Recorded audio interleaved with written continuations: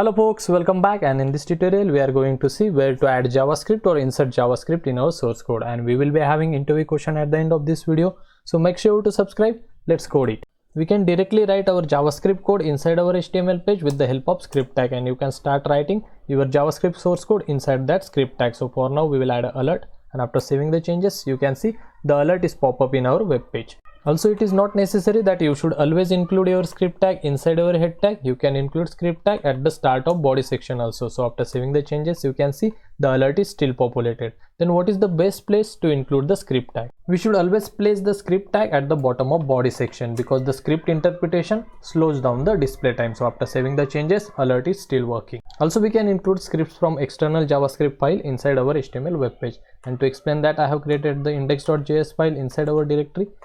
And now what we'll do, we will remove the JS code and we'll paste that code inside our JS file. And to tell the browser that we are using the external JS file, we need to use the source attribute, and the value of that source attribute must be name of your JS file. So first of all we'll close the alert, and after saving the changes you can see the alert is still populated.